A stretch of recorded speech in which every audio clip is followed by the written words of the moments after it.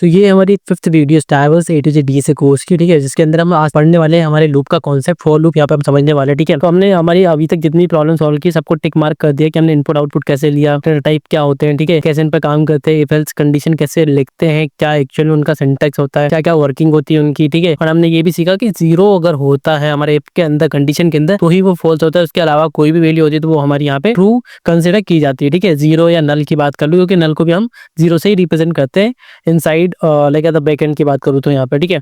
Switch case हमने यहाँ पे समझा कि जावा में और C plus plus switch case कैसे हम काम करते हैं हमारा। देन हमने एरेस एंड स्ट्रिंग पे थोड़ा सा डिटेल डिस्कशन किया, जिसके अंदर हमने यहाँ पर वेक्टर की भी बात की। एसटीएल लाइब्रेरी के आने के बाद में स्ट्रिंग जैसे हमारी क्या हो गई थी, एक्सपेंडेबल हो गई थी रन टाइम में, ठीक है। तो वैसे एरे का जो रिप्लेसमेंट हुआ हमारे पास यहाँ पे वेक्टर का इन्वेंशन हुआ, ठीक है। उसके बाद आज हम यहाँ पे लूप्स की बात करने वाले, तो यहाँ पे मैं इसको टिक कर देता हूँ क्योंकि हम इसको अभी सॉल्व करने ही वाले हैं, ठीक है। तो अभी यहाँ तक हमारी 5 प्रॉब्लम सॉल्व हो चुकी है, ठीक है। 5 लेसन हमने यहाँ पे लाइक एक फर्स्ट लेसन का पहले स्टेप लाइक पहले लेक्चर की बात करें तो उसके अंदर 5 जो स्टेप्स थी वो हमने यहाँ पे कवर अप कर ली सपोज, ठीक है। हमारी जो 5th अप्रोच है यहाँ पे 5th जो चीज़ हम जो पढ़ने वाले हैं वो हमारा फॉर लूप है, ठीक है। इसके अंदर हमें करना क्या, हमारे पास तो कंडीशन लाइक हमारी जो पहली प्रॉब्लम है वो हमारी यहाँ पे फिबोनाची सीरीज वाली प्रॉब्लम है, ठीक है। तो इसके लिए मैं डिटेल वीडियो, पहली वीडियो थी हमारे 300 डेज तक रिकॉर्डिंग चैलेंज की, वो पहली वीडियो हमारी इसी पर्टिकुलर प्रॉब्लम के ऊपर बेस्ड थी, ठीक है।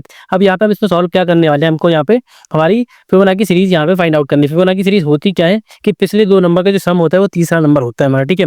स्टार्टिंग के 2 नंबर हमारे पास यहाँ पे क्या होते हैं, 0 एंड 1 होता है, ठीक है।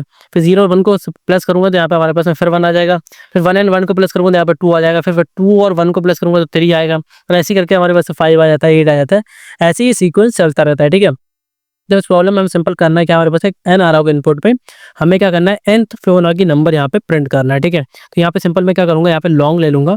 लॉन्ग क्या देखिए कि हमारे n की वैल्यू ज़्यादा बड़ी भी हो सकती है, ठीक है। तो यहाँ पे उसके लिए हमें यहाँ पे कंस्टेंट वगैरह पढ़ने पड़ेंगे, ठीक है। तो यहाँ पे कंस्टेंट वगैरह भी यहाँ पे शो नहीं कर रहे, तो ठीक है, यहाँ पे क्या करते हैं सिंपली हम यहाँ पे अभी हम n की वैल्यू सपोज यहाँ पे कुछ नहीं देते, ठीक है।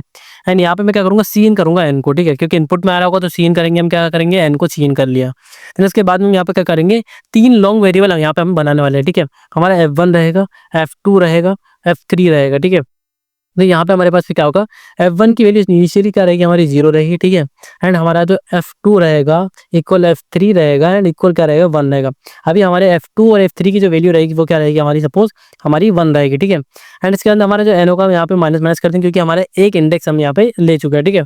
अब यहाँ पे हम सिंपल फॉर लूप का यूज करने वाले, तो फॉर लूप में हमारे पास में क्या होता है, पहली बार हम क्या कर रहे होते हैं, जो हमारा वेरिएबल रन कर रहा होगा उसके अंदर उसकी वैल्यू को इनिशियलाइज करेंगे, ठीक है। तो यहाँ पे हम n का ही यूज करने वाले, तो यहाँ पे सिंपल सेमीकोलन दे दूंगा क्योंकि हमने इनिशियलाइजेशन जो है हमारी वो हमने पहले ही कर दी, ठीक है।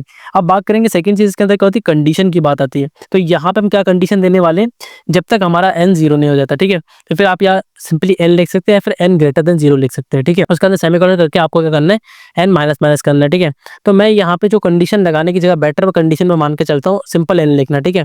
उसके बाद मैं एंटर करूंगा एंड इसके बाद में फिबोनाची सीरीज कैलकुलेट कैसे करना है, हमको पता है क्या करना है हमको।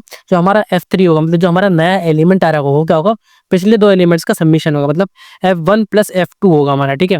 एंड उसके बाद में हमारा ये क्या होगा, f1 एंड f2 का सीक्वेंस चेंज हो जाएगा, मतलब हमारे पास में 3 वेरिएबल आ गए, तो हमारा जो थर्ड वाला वेरिएबल है ना वो फिर से आगे बढ़ जाएगा एंड रिमेनिंग जो 2 है वो आगे बढ़ के आ जाएंगे। मतलब हमारा क्या होगा, अब हमारा f1 जो हो जाएगा वो f2 हो जाएगा, ठीक है। f2 हमारा क्या हो जाएगा, f1 हो जाएगा, सॉरी f3 हो जाएगा, ठीक है। तो ये हमारा सीक्वेंस यहाँ पे हमने उसको चेंज कर दिया, ठीक है।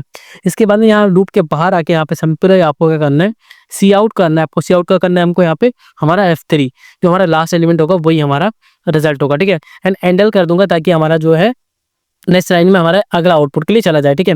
एंड यहाँ से मैं रिटर्न 0 भी कर दूंगा क्योंकि हमारे पास में इंटीजर लाइक इंट मेन हमने यहाँ पे लिख रखा है, तो रिटर्न 0 करना लास्ट में जरूरी है, ठीक है। अब रन वाले ऑप्शन पे मैं क्लिक करूंगा एंड यहाँ पे आप राइट साइड में देख सकते हैं कि हमारा कोड टेस्ट हो रहा है। यहाँ पे 3 टेस्ट केस लगे हुए थे, सिंपल टेस्ट केस, तीनों पे हमारे कोड को लाइक हमारे पे ग्रीन सिग्नल मिल चुका है, मतलब सारे टेस्ट केस पास हो चुके हैं, ठीक है। अब यहाँ पे सबमिट वाले ऑप्शन पे मैं क्लिक करूंगा, चेक करूंगा कि जितने भी टेस्ट केस लगे सब पे हमारा कोड पास करता है क्या। एंड लेफ्ट साइड में आप देख सकते हैं हमारा कोड एक्सेप्टेड हो चुका है, जितने भी टेस्ट केस पे लगे हुए थे सब पर। So thanks for watching this video, we will meet in the next video and solve the next problem of Striver's A to Z DSA course. Thank you.